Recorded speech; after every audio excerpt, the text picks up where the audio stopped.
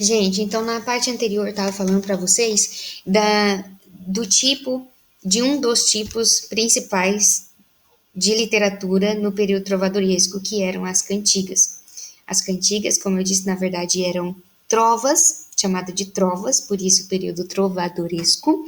Essas trovas eram, na verdade, poesias feitas por trovadores. Quem eram esses trovadores? Eram homens que tocavam um instrumento, que a professora Esther sabe, vocês perguntam para ela, e que iam até a praça cantar essas poesias que eles faziam por motivos diversos.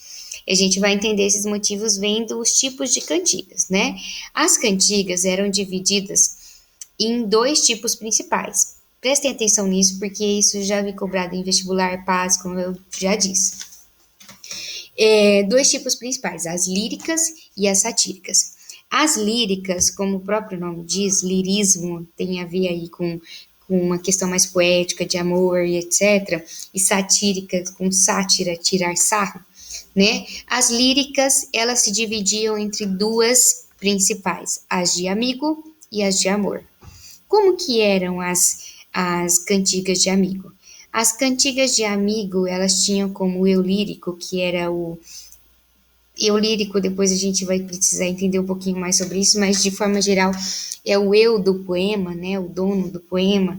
Ele era feminino, ele retratava um amor real, concreto, em um ambiente popular, né? A estrutura, ela era organizada em paralelismo. O que era paralelismo? Rimas simples, depois a gente vai ver como isso funciona. Entre A, B, por exemplo, você termina uma. Depois eu explico como funciona certinho, daí já entra uma outra questão. As questões, as poesias líricas, as cantigas líricas de amor, elas eram feitas, tinham uma origem provençal. O eu lírico era masculino e tratava de uma coita. O que era uma coita? Um amor. E esse era um amor, não era um amor comum, era um amor cortês, né? Num ambiente palaciano, e tinha uma estrutura de mestria que depois a gente vê como funciona. Bom, as poesias satíricas eram divididas entre a de escárnio e a de maldizer. A, a de maldizer, a de escárnio, ela tinha uma crítica indireta, né?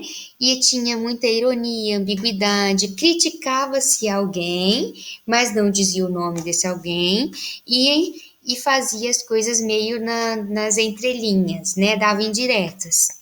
Já a de maldizer, a principal diferença é que a de maldizer já falava na cara logo, dava o nome da pessoa. Olha, a fulana de tal, o fulano de tal, tá fazendo isso, é de tal jeito, e já metia, já falava na cara logo. Então tinha uma crítica direta e tinha um tema ou uma linguagem, aqui coloca fecenim. Vamos passar. Ué, tá. Então, ó, vamos lembrar aqui como funciona a cantiga lírica de amigo. Eu trouxe um exemplo. Essa cantiga é uma das mais famosas desse momento, que é Ondas do mar de Vigo, se vistes meu amigo, e ai Deus se verá cedo. Ondas do mar levado, se vistes meu amado, e ai Deus se verá cedo. Né? Se vistes meu amigo, o porquê eu suspiro, e ai Deus se verá cedo.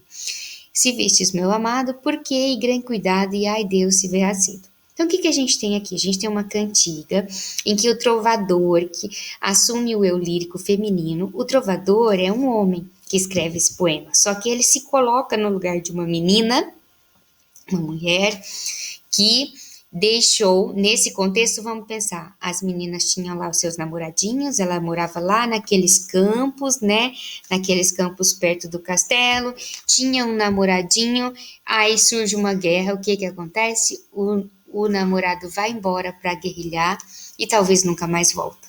E elas ficam lá com esse sentimento de tristeza por ter perdido o amado, que na verdade amigo é um amigo colorido, é o amado dela, e ela vai conversar, ora com a mãe, ora com as amigas e ora com a própria natureza para falar desse sentimento de saudade, de abandono do seu amado.